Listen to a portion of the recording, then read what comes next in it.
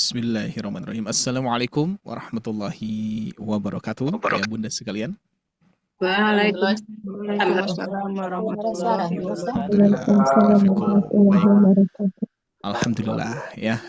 Ini mohon maaf agak terlambat karena memang sekarang bergeser ya waktu Indonesia Barat, apalagi di Bandung itu apalagi nanti adzan Isya itu menit ke-30 kalau nggak salah ya, 19.30.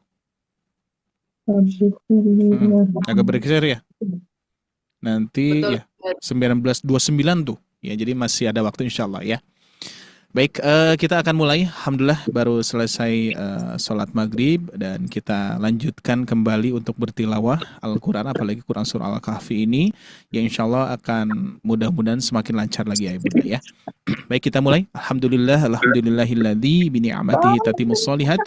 Asyhadu an la ilaha illallah wahdahu la syarikalah wa asyhadu anna Muhammadan abduhu wa rasuluhu alladzi la nabiyya ba'da amma ba'du. Faqala Rasulullah sallallahu alaihi wasallam iqra'ul Qur'ana fa innahu ya'ti yaumal qiyamati syafi'an li ashabihi khairukum man ta'allama al-Qur'ana wa 'allamahu al-hadits. Allahumma salli wa sallim ala Muhammad wa ala alihi wa ashabihi wa man tabi'ahum bi ihsani illa yaumiddin.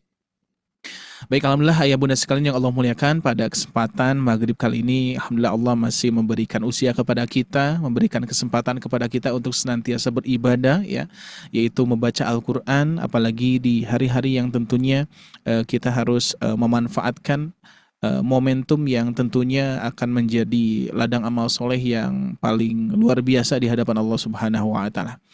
Baik ayah bunda sekalian yang Allah muliakan, karena di hari Kamis ini kelas akbarnya itu adalah Tahsin Al-Kahfi ya, Tahsin Surah Al-Kahfi, yang mana kenapa Tahsin Surah Al-Kahfi? Karena kita membacanya secara tahsin, secara tartil dan juga secara perlahan-lahan. Jadi sehingga ayah bunda bisa mengikuti dengan tidak tergesa-gesa ya, mudah-mudahan bisa mengikuti.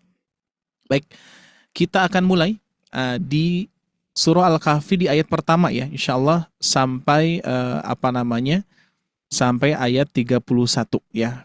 Dan kenapa tidak satu surah? Karena kalau misalkan satu surah tidak bisa memanfaatkan waktu sampai adzan Isya gitu ya. Bisa jadi 1,5 jam tuh ya kalau misalkan di di-fullkan dengan bacaan yang lambat. Jadi sehingga kita manfaatkan yang penting tahsinnya ya kita kuasai dan ayah bunda bisa membaca dengan tartil ya.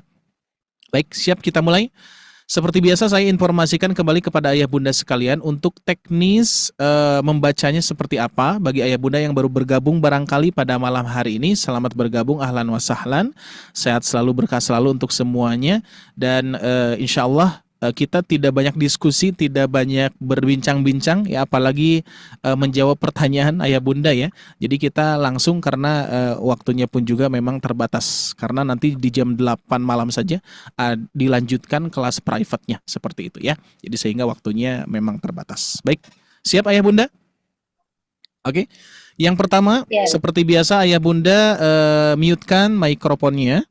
Terus yang kedua, apabila ada bacaan yang saya baca keliru, silakan langsung dikoreksi ya sampai saya berhenti ayah bunda ya. Jadi dikoreksinya itu sampai saya berhenti, itu memberhentikan bacaan lalu nanti diperbaiki bersama-sama gitu ya.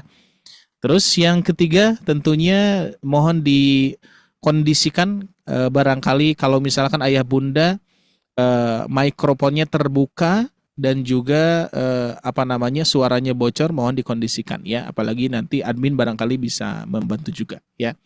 Terus yang keempat barangkali ya, untuk senantiasa ayah bunda fokuskan terlebih dahulu di maghrib mengaji ini ya, tidak beraktivitas apapun, biar tumaninah kita dalam membacanya ya. Siap ya?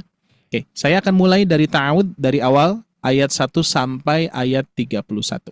Baik, kita mulai. Insya Allah kita gunakan dengan irama jiharkah ya.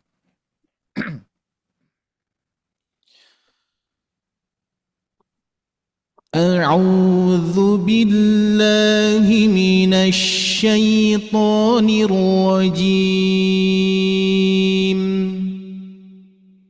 Bismillahirrahmanirrahim.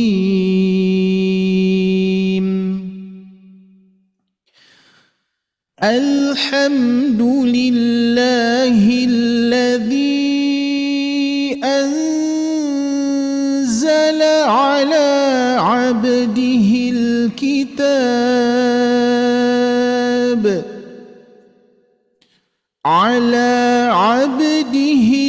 الكتاب ولم يجعل له عوجا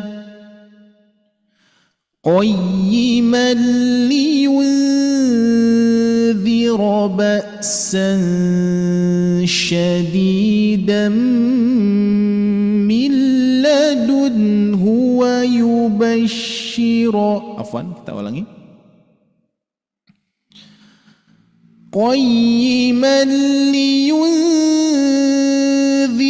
بأسا شديدا من لدنه ويبشر المؤمنين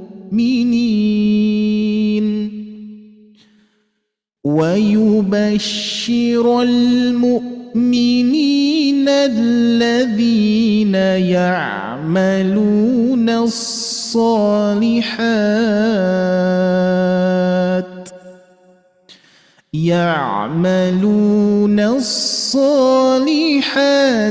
أن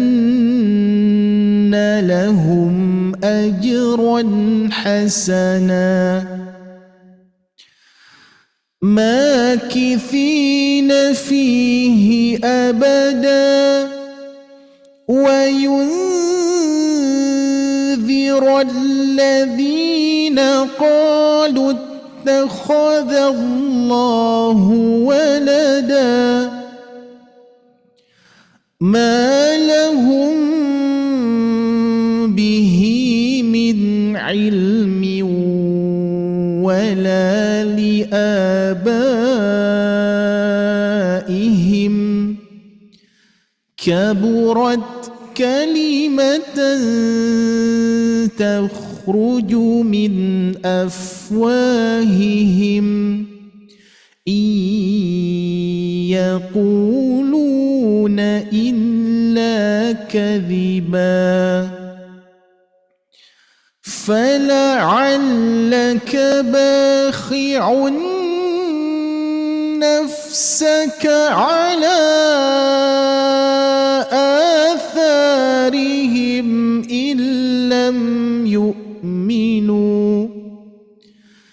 إن لم يؤمنوا بهذا الحديث أسفا إنا جعلنا ما على الأرض زينة لها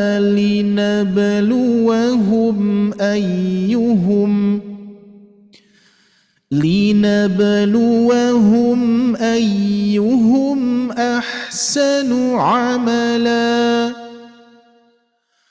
وإنا لجاعلون ما عليها صعيدا جرزا أم حسبت أن أصحاب الكهف والرقيم كانوا من آياتنا عجبا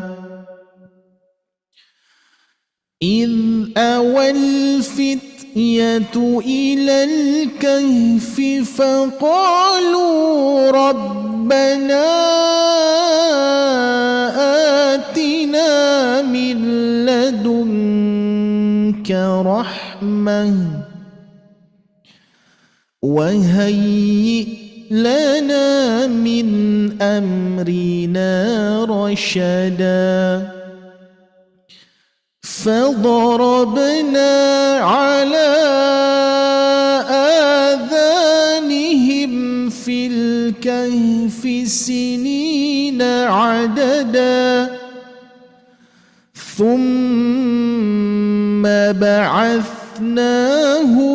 لنعلم أي الحزبين حزبين أحصى لما لبثوا أمدا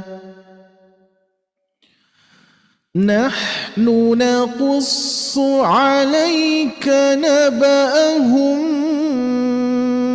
بالحق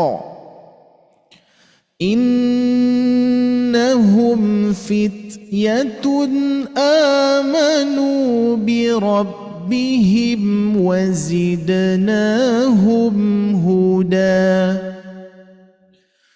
وربطنا على قلوبهم إذ قاموا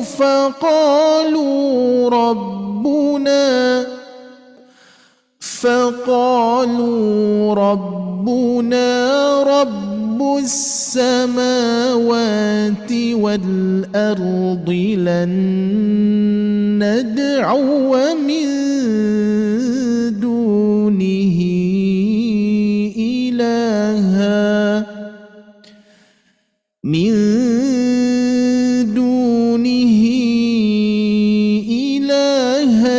لقد قلنا إذا شططا هؤلاء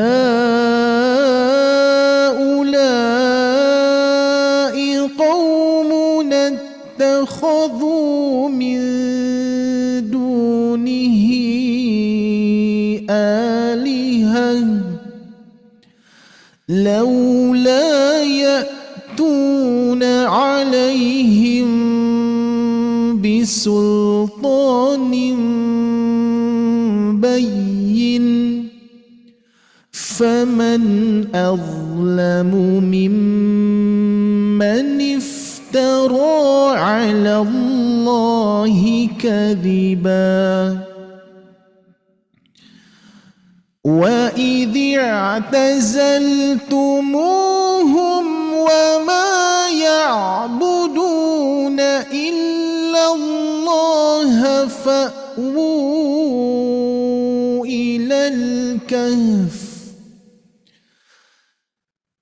فأووا إلى الكهف ينشر لكم ربكم من رحمته ويهيئ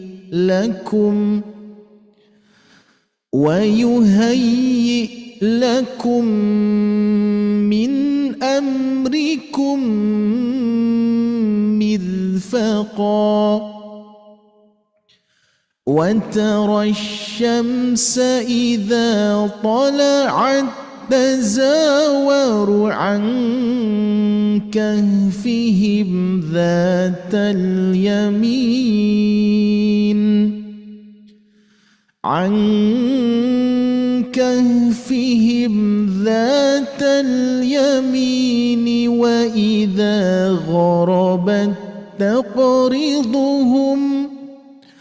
وإذا غربت تقرضهم ذات الشمال وهم في فجوة منه ذلك من آيات الله من يهد الله فهو المهتد ومن يضلل فلن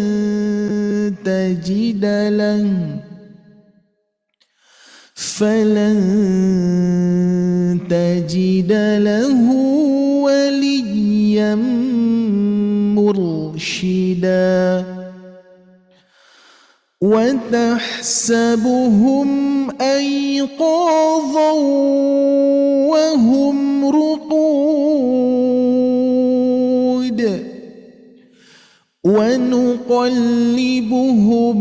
ذات اليمين وذات الشمال وكلبهم باسط ذراعيه رصيد لو اطلعت عليهم لوليت منهم فرارا ولملئت منهم رعبا وكذلك بعثناهم ليتساءلوا بينهم قال قائل منهم كم لبثتم قالوا لبثنا يوما أو بعض يوم قالوا ربكم أعلم بما لبثتم فابعثوا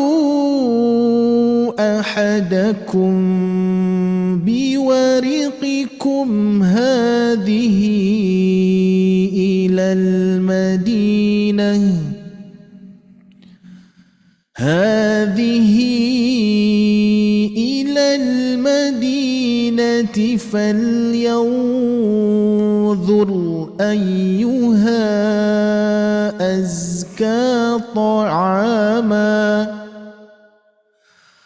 فلينظر أيها أزكى طعاما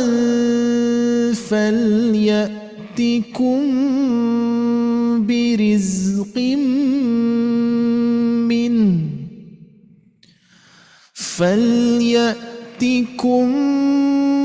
برزق منه وليتلطف ولا يشعرن بكم أحدا إنهم إن يظهروا عليكم يرجموكم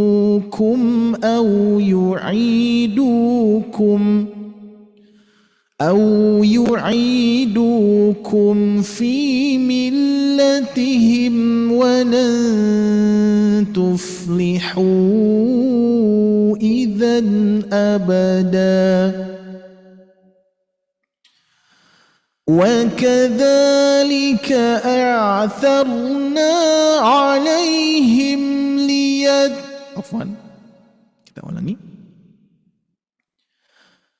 وكذلك أعثرنا عليهم ليعلموا أن وعد الله حق وأن الساعة لا ريب فيها إذ يتنازعون بينهم أمرهم فقالوا ابنوا عليهم بنيانا ربهم أعلم بهم قال الذين غلبوا على أمرهم لنتخذن عليهم مسجدا سيقولون ثلاثة رابعهم كلبهم ويقولون خمسة سادسهم كلبهم رجما بالغيب ويقولون سبعة وثامنهم كلبهم قل ربي أعلم بعدتهم ما يعلمهم إلا قليل فلا تمار فيهم إلا مراء ظاهرا ولا تستفت فيهم منهم أحدا ولا تقولن لشيء إني فاعل ذلك غدا إلا أن يشاء الله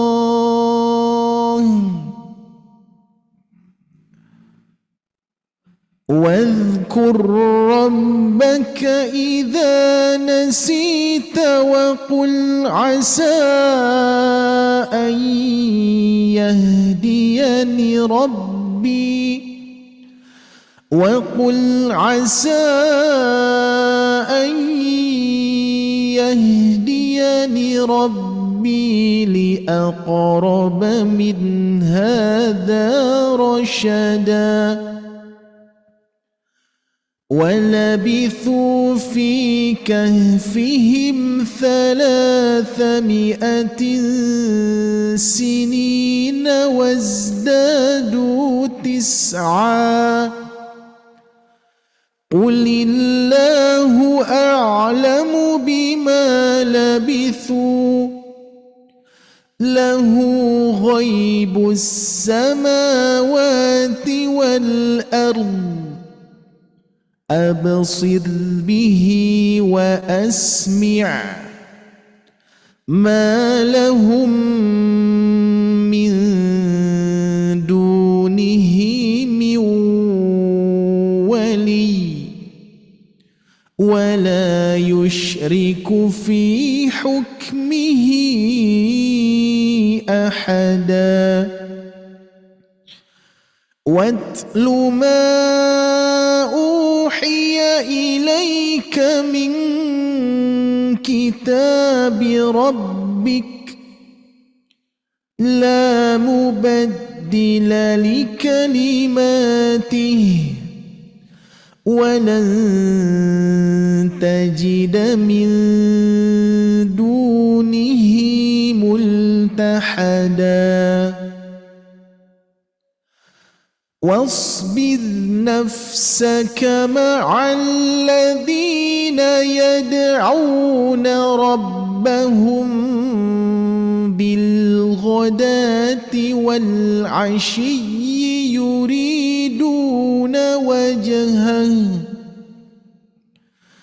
يريدون وجهه ولا تعد عيناك عنهم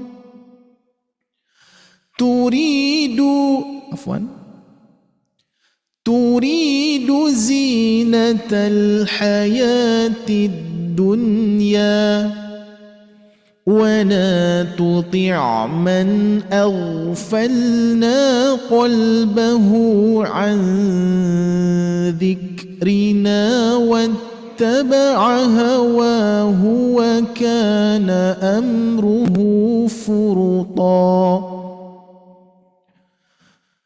وقل الحق من ربكم فمن شاء فليؤمن ومن شاء فليكفر إنا أعتدنا للظالمين نارا أحاط بهم سرادقها وإن يستغيثوا يغاث بماء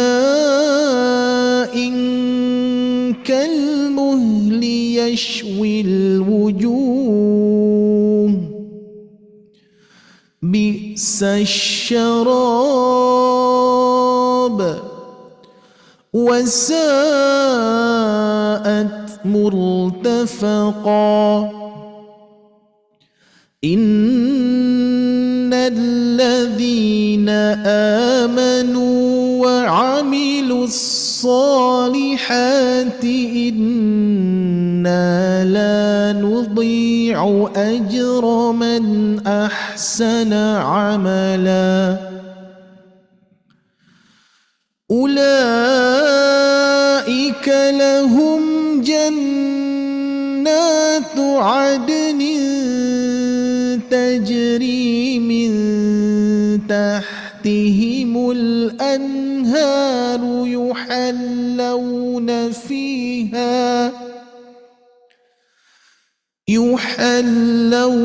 فيها من أساور من ذهب ويلبسون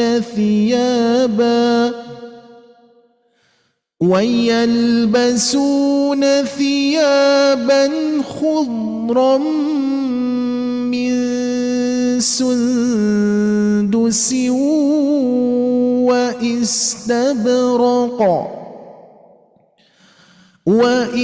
واستبرق متكئين فيها على الأرائك نعم الثواب وحسنت مرتفقا صدق الله العظيم. Alhamdulillahirabbil alamin. Barakallahu fikum. Masyaallah, barakallah ya. Baik ayah bunda sekalian yang Allah muliakan, barangkali ada yang perlu dikoreksi monggo atau yang mau ditanyakan berkaitan dengan tadi yang kita baca. Aman Ustaz. Alhamdulillah ya. Masya Allah, barakallahu fikum ya. Dan ini tentunya tidak hanya kebermanfaatan untuk ayah bunda, kebermanfaatan untuk para asatid, terkhusus saya ya. Biar apa? Nanti biar hafal juga gitu ya.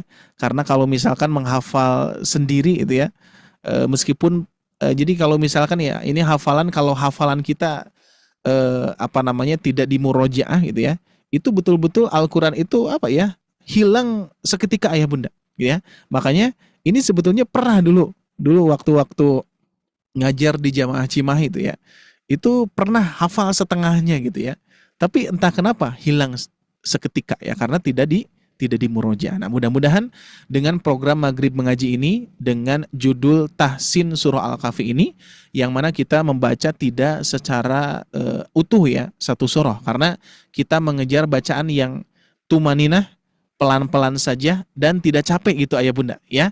Karena lumayan kalau misalkan kita membaca dengan bacaan yang seperti tadi, terus kita membereskan satu surah Al-Kahfi bahkan kurang lebih seperti setengah juz ya, hampir setengah juz ya Quran surah Al-Kahfi. Nah maka dari itu insya Allah ayah bunda sekalian, untuk program di Maghrib Mengaji ini, Tahsin Al-Kahfi ini, insya Allah mudah-mudahan setidaknya bacaan kita semakin lancar ya surah Al-Kahfi ini, meskipun ya potongan-potongan ayat itu seringkali terjadi ya, apalagi lidah kita ya. Makanya kesalahan umum itu sering terjadi, dan ya kita bersama-sama ayah bunda ya, mudah-mudahan harapannya yang pertama lancar dulu gitu ya, yang kedua bonusnya hafal ya ayah bunda ya. Kalau Al-Kahfi ini bisa hafal, Masya Allah. Makanya bagi ayah bunda, yuk sama-sama kita beristiqomah bersama-sama di Maghrib Mengaji ini.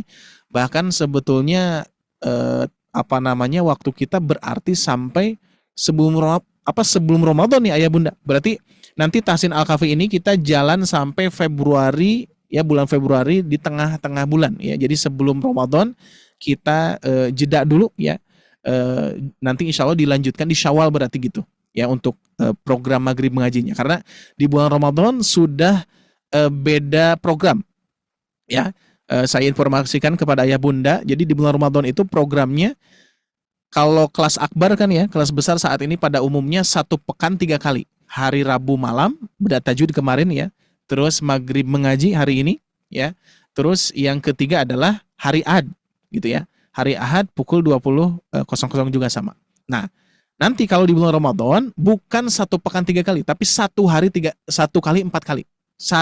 Satu hari 4 kali kelas besar ayah bunda, ya bukan 1 pekan lagi. 1 hari 4 kelas besar dan programnya banyak sekali. Maka dari itu ayah bunda sekalian, kita berdoa kepada Allah Subhanahu wa taala agar senantiasa diberikan kesempatan untuk menikmati yang namanya bulan Ramadan, ya. Yang mana kita ketahui di bulan Ramadan ini bulan yang tentunya tidak semua orang bisa menikmati di bulan Ramadan, ya. Tidak semuanya bisa hadir di bulan Ramadan, ya. Banyak saudara-saudara kita yang sudah mempersiapkan perbekalan di bulan Ramadan, yang sudah mempersiapkan ilmu-ilmunya di bulan Ramadan, dan qadarullah Allah Subhanahu wa taala menyabut nyawanya, ya, sehingga tidak bisa sampai ke bulan Ramadan. Ada juga yang sudah mempersiapkan segala bekal-bekal persiapan untuk di bulan Ramadan, ada juga ketika bulan Ramadan diberikan sakit, itu ya. Jadi insya Allah ini tentunya kita berdoa bersama-sama, mudah-mudahan Allah sampaikan ke bulan Ramadan. Amin ya robbal alamin. Insya Allah programnya 4 kali dalam 1 hari ayah bunda, ya. Nah, nanti insya Allah ditunggu saja. Terus ada informasi baru juga. Insya Allah bagi ayah bunda yang sudah di grup WhatsApp-nya masing-masing, kita mempunyai program bersama Ustadz Aziz, program rutinan per hari, ya. Jadi sebetulnya suplai video yang mana ini berurutan, ya. Kita akan membedah matan Tuhfatul Atfal, ya. Jadi nanti ringan kok ayah bunda, tidak akan panjang-panjang, ya paling 10 menit, ya. Ayah bunda meluangkan 10 menit 1 hari untuk menyimak matan Tuhfatul Atfal, dan itu diterjemahkan secara langsung bersama Ustadz Aziz, ya. Dan ini programnya baru, insya Allah kita mulai sepertinya minggu depan. Kita coba mulai minggu depan, ya. Minggu depan hari Senin kita sudah mulai share kepada grup masing-masing. Yuk kita istiqomah bareng-bareng, ya. 10 menit kok ayah bunda, ya. 10 menit ngebahas seperti matan muqaddimah awal gitu, ya. Tuhfatul Atfal, yaqulu roji rahmatil ghafuri dauman Sulaiman huwal jamzuri, gitu ya. Itu dibahas, didetailkan, diterjemahkan oleh Ustadz Aziz.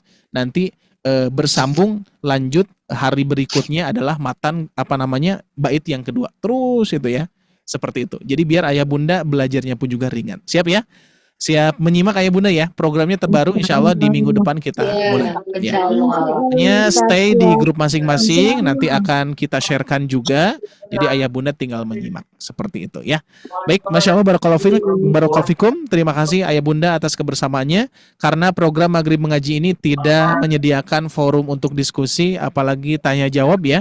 Tapi kita membaca bersama-sama tadi. Mudah-mudahan setiap apa yang sudah kita usahakan, setiap apa yang sudah kita baca, insya Allah mudah-mudahan mendapatkan pahala yang lebih mulia lagi di hadapan Allah Subhanahu wa taala. Amin ya robbal alamin.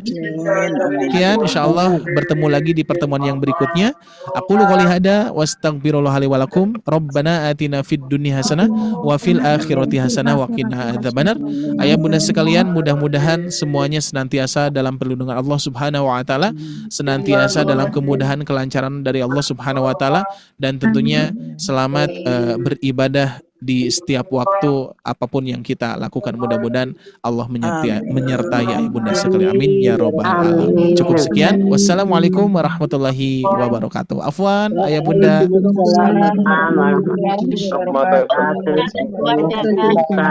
Sama-sama.